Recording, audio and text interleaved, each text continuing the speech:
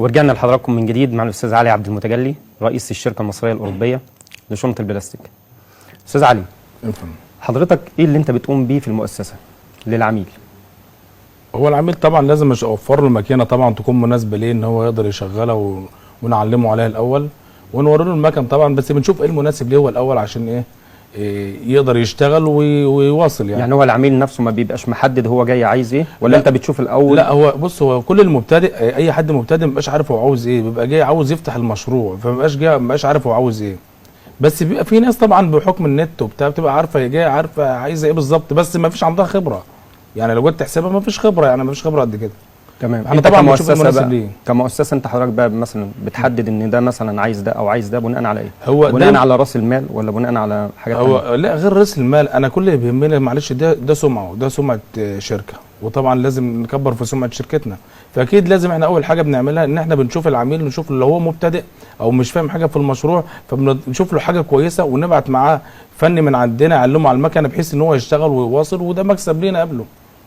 تمام. ايه تاني بتقوم بيه يا فندم معاك؟ موضوع الصيانه، يعني احنا لو في صيانه احنا بندي ضمان سنه على المكن، لان المكن طبعا احنا عاملينه من جديد. المكن ده كان مستعمل قديم واحنا طبعا يعني رجعناه تاني جديد، فبنديله ضمان سنه، ولو في اي مشاكل ولا حاجه في المكنه على مدار السنه بنبعت له الفن من عندنا. طب بعد مرور السنه هل في امكانيه ان انت تجدد له الضمان؟ دي لو هو عايز يتعاقد معانا صيانه بيجي طبعا عندنا المؤسسه هناك ويتعاقد مع المدير الموجود او المسؤول الموجود. طب في حاله مثلا حد مشتري مكنه بس من مكان تاني، هل في امكانيه ان حضرتك ممكن تتعاقد معاك على الصيانه برضه؟ كتير جدا، اي حد عنده صيانه او اي مشاكل في اي مكان ممكن يجي يتعاقد معانا الصيانه في اي وقت عادي. مفيش مشاكل؟ مفيش اي مشاكل خالص. طبعا. بعد كده بتعمل ايه مع العميل بقى؟ بعد كده بنديله فكره تسويق، يعني بنديله فكره عامه عن التسويق، بس مش بنسوق له. يعني انا بديله فكره عامه عن التسويق. هو مجال الشنط والاكياس البلاستيك عامه، يعني ادي لحضرتك نبذه بسيطه. الشنط والاكياس البلاستيك موجوده في كل البيوت.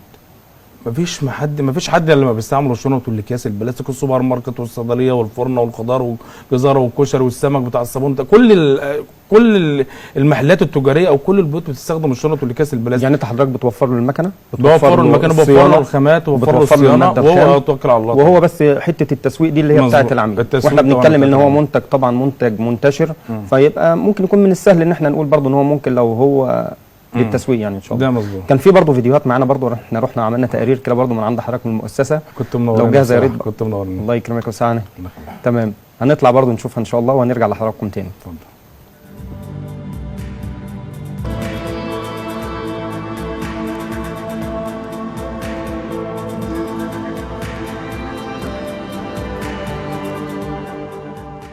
بتبدا من 11 الصبح لغايه 7 او 8 بالليل، واذا تطلب مني الامر ان في مكنه مثلا هتخرج او خط هيخرج خط انتاج كامل هاخد اوفر تايم عليه. صيانه ميكانيكيه، بنفك هنا المكنه كلها، وبالزياده هنا بيمسكها يلم كهربيتها واحنا بنقفلها تاني من جديد، يعني بنصينها تاني من جديد بترجع تاني زي ما جايه من المصنع.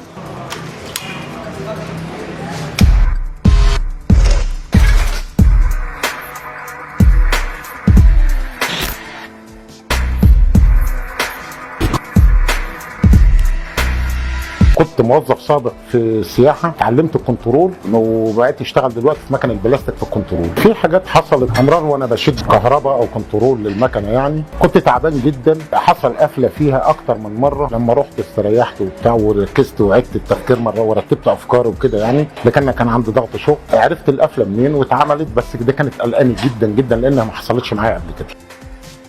المشروع دوت مشروع صغير وفي متناول الكل، متناول للشباب. اولا العائد الاقتصادي بتاعه كويس جدا وبيكبر مع الايام. بيحتاج المشروع ده من بدايته لنهايته تسويق. التسويق اهم شيء في المشروع ده التسويق، انما المكن بينتج، تشغيله بسيط جدا، اي حد يشغله ايا كان. يعني الناس بتجيلنا من ارياف وبتعرف تشغله وبتنجح على فكره، وبتطلب بدل المكنه 2 لانها بتنجح في التسويق. من ناحيه الجوده كل المكن جودته كويسه جدا، الانتاج وفير جدا بالنسبه للمكنه، يعني تقدر تسوق في اليوم نص طن لو انت عاوز، بس انت افتح سوق. ده بالنسبه للمشروع. المشروع حلو قوي لو انت اهتميت بيه، لان كل 3 شهور المفروض تحاسب نفسك انتاجك اكتر من توزيعك ولا توزيعك لا اكتر. انت هتعرف انت نجحت ولا فشلت. المفروض بعد سنه بالظبط تكون اتنقلت في حته ثانيه تماما من المشروع ده. ولان في ناس نجحت كده بايه؟ بدماغها، باداره المشروع نفسه. المشروع ده بيكبر بس بيحتاج دماغ، بيحتاج مدير. المميزات اولا المكن بيجي لنا ميكانيكا مش كمبيوتر. استاذ علي ادانا توجيهات اللي احنا نعمل المكنه نقلبها كمبيوتر، نعملها كنترول من اول وجديد، ونعملها كمبيوتر. بتوفر اولا في الكهرباء، بيتركب عليها انفنتر توفير للكهرباء وتوفير للايد العامله، لان عشان المقاسات تطلع الموضوع ده بيبقى بدقه شويه. لما يكون كمبيوتر بتبقى مظبوط، وبعدين الانتاج بيعلى. هل في تسهيلات الشركه ممكن تقدمها للشباب؟ طبعا اكتر من تسهيل. اولا في ناس من اماكن بعيده او من ارياف ولا كده بتبقى تحتاج خامات، هتجيبها منين؟ اول مره بتاخدها من عندنا بنوفرها لها. انما بعد كده عشان المنول بتاع النقل علشان ربحه، فالاستاذ علي بيحاول يشوف له اي مكان قريب منه بينتج رولات، يعمل لينك بينه وبينه، لازم يشغله. الاستاذ علي بيعمل التسهيلات ده علشان يشغل العميل. ده اول تسهيل. تاني تسهيل اللي هو بيدربه تدريب كامل.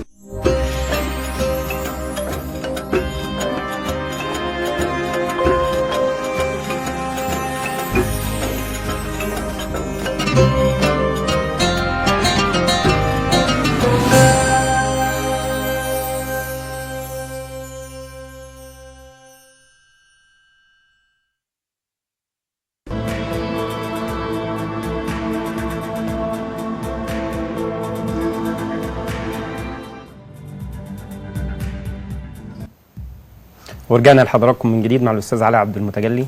استاذ علي، المشروع احنا طبعا بنتبناه هنا في البرنامج. تمام.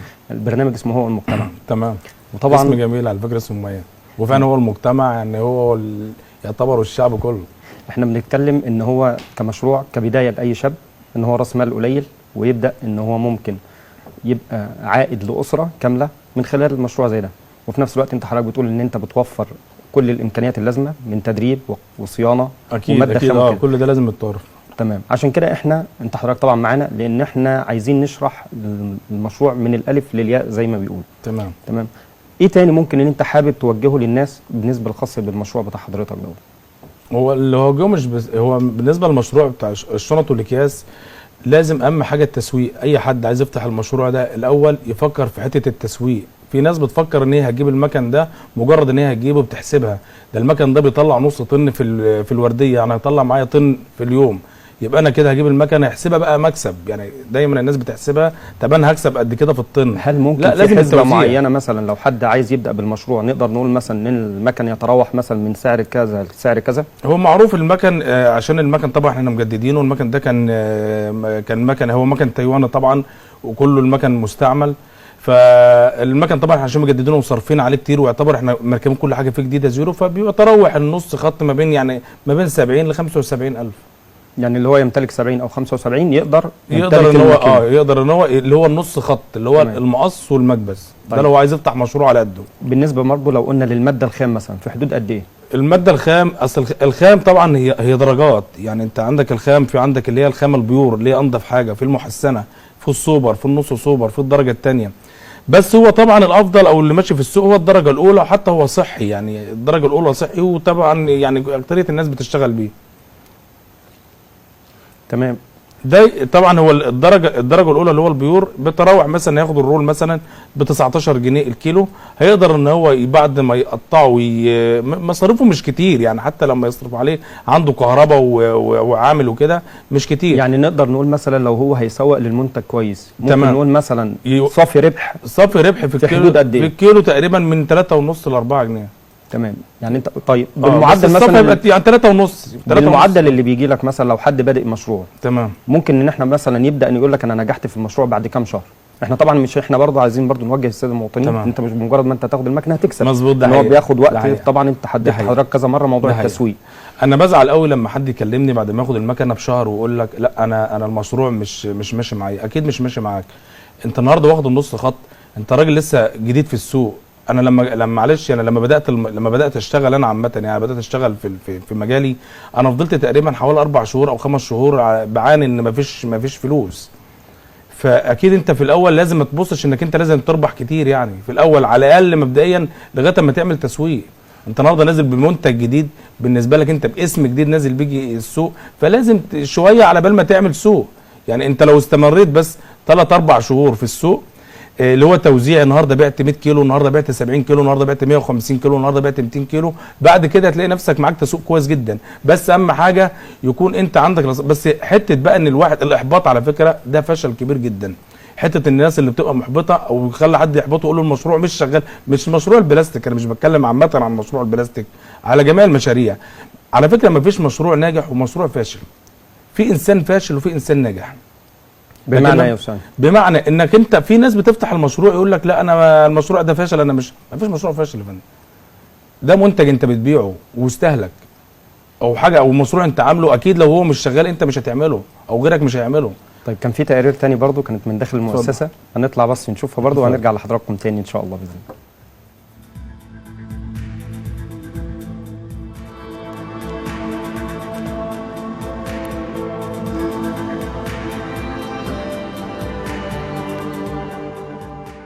هو بالذات هنا بيمسكها يلم كهربيتها وبيقفلها تاني من جديد، يعني بنصينها تاني من جديد بترجع تاني زي ما جايه من مصر.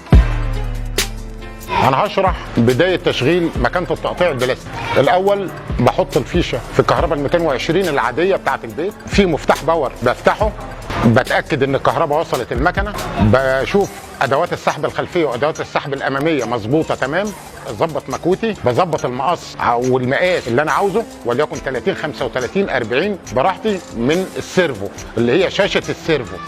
شاشه السيرفو المنوره بطمن عليها اللي تكون منوره كده، بعرف المقاس قد ايه وسرعه المكنه قد ايه. ببدا بسرعه طبيعيه الاول واطمن على لحام المكنه. اللحام اشوف اجرب كيسين الاول 3، اشوف اللحام ظبط معايا بشتغل اوكي، ما ظبطش معايا بوقف المكنه على ما بتعلى الدرجه اللي انا حاططها، درجه التسخين المعينه للمكنه. بعد كده لو اشتغلت بشغل المكنه عادي جدا، بس لازم اقف اوليها الاول كده اشوف تظبيط الرول جاي منين، من اول لضمه الرول للاخر لغايه التقطيع المقاس اللي انا عاوزه عن طريق السيرفو، وده تشغيل المكنه.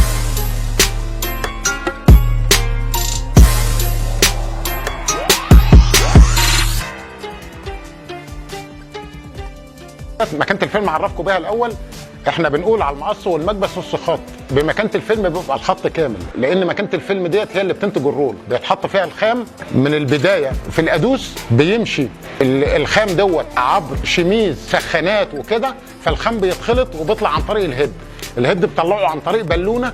من طريقه الدفع سحب ده بنتحكم في وسع البالونه اللي هو سمك الخام نفسه وعرض الرول، ده بنتحكم فيه كهربائيا او الكترونيا من اللوحه، نزود الدفع او نقلل السحب. ده بيطلع لنا الخام المقاس اللي احنا عاوزينه بالخلفيه اللي احنا عاوزينها، وده حاجات بتتقاس بالميكرو. بعد ما بيتخلط وبيطلع عن طريق بالونه بيطلع فوق في البرجو اللي فوق وبينزل بيتعمل السفليين بتوعه، بينزل رول بيتلف عن طريق الوندر دوت، بيلف الرول بطريقه منتظمه بحيث ان هو يتحط نفس الرول على ما المقص ياخده بنفس ترتيبه، يقصه شنط وكيس. شغال في المهنه من فتره طويله. الاستاذ علي بدا عامل في مصنع وخدها تدرج كده الى ان اشترى مكنه واحده وجددها وباعها. اتفتحت له السكه بالطريقه ديت، عمل شبكه علاقات جامده جدا عن طريق النت، عمل تسويق لنفسه للمكن ده، محتاج تسويق واداره تسويق، عمل ووظف ناس هنا لاداره تسويق المكن، ونشر نفسه من اسوان لاسكندريه، ناس بتتصل عليه واعلن عاد ليه صفحه بدل الصفحه 2 للتسويق في حاجات زي كده. بسم الله ما شاء الله شغله زي الفل. وبعدين الاستاذ علي حاطط نقاط عشان تسليم العميل المكن. اولا لازم تجرب قدامه، لازم يتعلم عليها، لازم يشوف كل نقطه فيها وهو لازم الاول يستلمها قبل العمل. والله انا اعرف المهندس علي من 2 سنين بالظبط، شاب ناجح، شاب مخلص ومكافح في شغله، شاب طموح وصاحب صاحبه ورجوله بجد يعني، وما بيتاخرش مع اي حد في الليل قبل النهار، واي حد بيطلبه في اي حاجه بيقصده وما بيتاخرش معاه، لو في ايده بيديها له وبيعملها له، ومش في ايده بيقول له ما اقدرش ما اعملهاش. ما بيناديش حد فينا الا يا عم فلان يا اسطى فلان. ابكر موقف هو موقف كورونا، لما عرفنا عن كورونا وعرفنا فقلنا كلنا هنقعد، الراجل اجتمع بينا وكلمنا قال لك قبضكم شغال زيكم زي الايام العاديه، وازمات مرض ازمات حاجه بيقف معانا، والراجل صراحه مشكورا يعني. يجي اخر الاسبوع يقعد معانا، ولو في اي مشاكل عندنا في بيوتنا بتاع بنحكي له عليها بيحلها لنا الصراحه. كل يوم خميس لازم يعمل مناقشه بين العمال، وبيقعد بيسال ايه اللي ناقصك، زي مرض مثلا حد عيان بيقف معايا صراحه. الراجل مشكورا في كل موقف في الشغل حصل لي هنا في الشغل مش قادر انساه. يوم ما اتصلوا بيا وقالوا لي ابنك عيان، فطبعا بخش استاذن منه، لقيته هو مشكورا دور العربيه وجه معايا وطلع بيا على المستشفى وقام باللازم. والله مشكورا الاستاذ علي، يعني انا بحترمه جدا، والراجل بينادينا بكل معامله يا عم فلان يا عم فلان، ما بيغلطش في حد هناك. هو صراحه ما بيسيبش حد في اي دقيقه في اي حاجه، هو بيقف معانا، مش مقصر معانا احنا هنا عمال او صناعيه، ما بيقصرش مع اي حد هنا. وفي ملحوظه هنا كل يوم خميس لازم يجتمع بالعمال يشوف مشاكل العمال، وبيجي بيسالك ناقصك حاجه، في حاجه، اي حاجه مضايقاك في المكان، اي حاجه في الشغل هو صراحه بيقعد معانا. نواقص برضه عندنا في المكسب.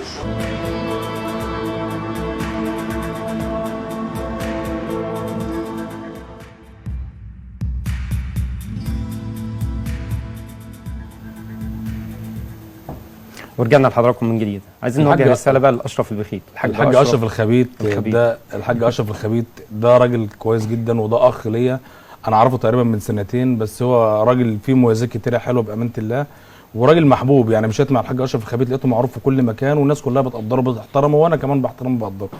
تمام. طيب من الشعبيه اللي احنا لقيناها لحضرتك مثلا في المرج وكده، مش ناوي مثلا على ان انت في المحليات، ان انت في مجلس الشعب، اي حاجه كده ما جاش في دماغك كده اي دور ان انت تقوم بحاجه زي كده؟ خالص دلوقتي طبعا في اعضاء عندنا طبعا انا بشكرك طبعا على الهوا، طبعا الله على حسن الاستقبال، ان احنا لما رحنا ونزلنا وصورنا وعملنا التقارير دي. الله يخليك. وبرضه بشكر الحاج اشرف. الله يخليك. الله يكرمك. مش ناوي؟